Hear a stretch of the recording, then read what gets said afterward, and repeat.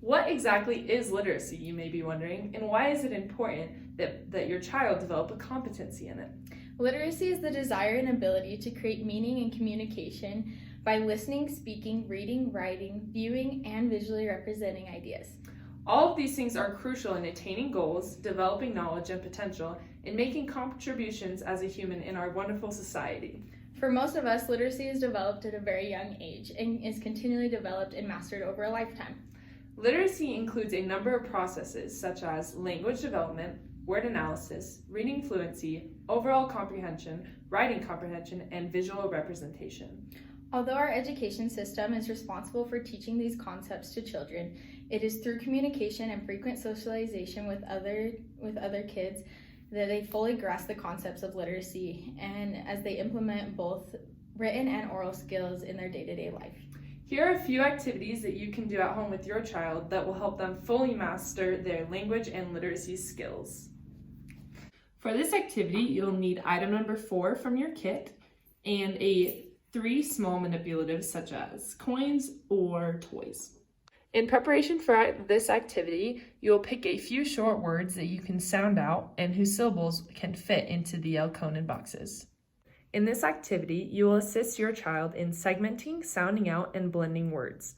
After you introduce a word to your child, use the boxes to perform a multitude of tasks. Have your child sound out each word and each sound unit in a word, and drag a manipulative to each box as they say the sound.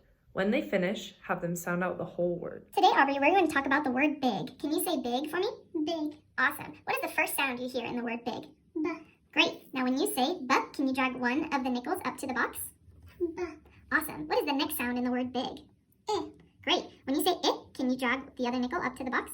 I. Perfect. What do we have so far? B. I. Great job. And for the next sound, can you drag up the last nickel up to the box as you say it? G. Great. Now can you do those all 3 in a row? B. I. G. Now what is that all together? Big. Good. Can you do that one more time for me? B. I. G. Big. Good job. In this activity, you introduce your child to words and sounds and familiarize them with the meanings and pronunciations with a series of prompts. This activity will allow your child to familiarize themselves with the pronunciation of words and the creation of specific sounds, and allow them to develop a proficiency in speaking and the English language. For this activity, you will need item 3 from your kit and a children's book. Read through the book you choose before you engage with your child in the activity and conjure content-related questions that correspond to each of the sections of the crowd planning template, according to the directions of each section. In this activity, you will read your child a children's book and engage with them in a series of questions afterwards that will allow you to decipher their learning and comprehension skills. And this is the end. When you're finished reading your story to your child, go to your crowd planning template that you have previously completed. The first question will be a completion question that has a sentence with blanks in it, and you will ask your child to complete the sentence. For example, is your blank a blank? Emery, can you complete that sentence? Is your mama a llama? Yes, good job. Your second question will be a recall question, where you will ask your child to recall things that have happened in the story. You might want to focus on the plot. For example, what kind of animal was Fred? Fred was a duck. Was Fred's mama llama? No. Good job. The third question will be an open-ended question. For example, how did the book end, Emery?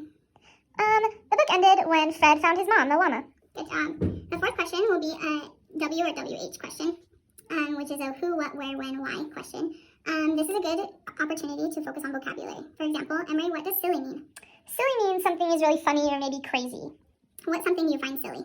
I think clowns are pretty silly. They are really silly. Okay, the last question is a distancing question that is kind of separate from the book itself. For example, if you could be any animal, Emery, what would you be and why? I think I would want to be a dolphin so I could swim all around the ocean. Good job. For this activity, you will need items number 1 and 2 from your literacy kit and a whiteboard and pen. To prep for this activity, you will choose a few words that you will create out of your word tiles to review with your child.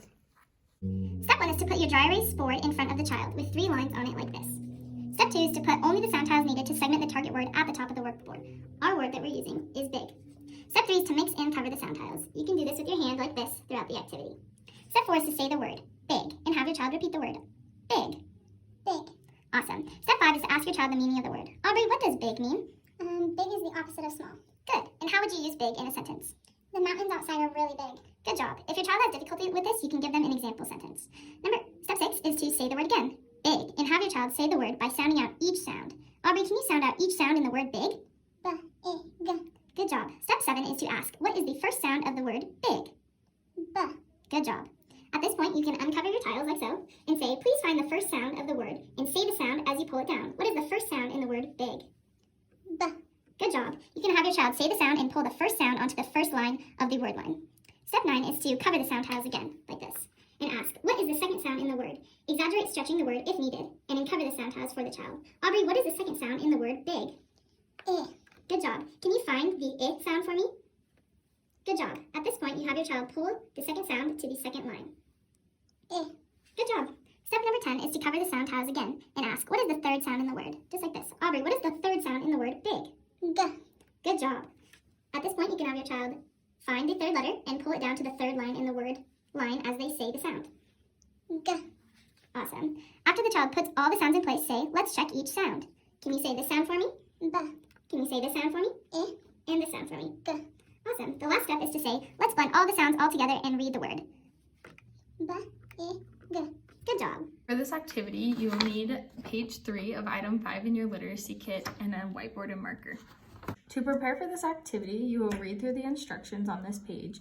You will choose a letter for them to practice, write a sentence that frequently uses that letter, and then provide a way for them to trace the letter and practice it. In this activity, you will introduce a letter of the alphabet, demonstrate how it sounds, where to find it in its readings, and how to produce the letter in both uppercase and lowercase. This activity will help a child to master the alphabet by teaching them shapes of the letters and the sounds they make with words, as well as how to write them. When you begin, you will say, this is the letter B. This is the uppercase letter B, and this is the lowercase letter B. Let's practice naming this letter. Emery, what is this letter? B. What is this letter? B. Good job. This is the uppercase letter B, and this is the lowercase letter B. Can you point to the uppercase? That one. Good job. And the lowercase? That one. Awesome. Okay, then on the second part, the letter B represents the sound B. When I say the sound B, I place my lips together like this. B. B. Good job. Let's practice saying the sound of this letter. The letter B represents the B sound. Say the B sound with me. B, B, B. B, B, B. Good job. Okay, the third part of this activity will be recognizing the letters in text. I will ask Emery to underline every time she sees the letter B in this sentence. B, B, B, B, B, B, B. Awesome job. Okay, and then the last part of this activity will be producing the letter form, learning how to write the letter B. Here's where I begin on the paper lines to write the letter B. Let's practice writing the letter together, and then you will have your child fill in the letters. After they have practiced filling in what you have traced, you'll have them practice again in this empty space. Perfect. Good job, Emery. We hope this video has helped you been able to teach your child at home. Now you have plenty of tools that will help your child to improve their language and literacy skills.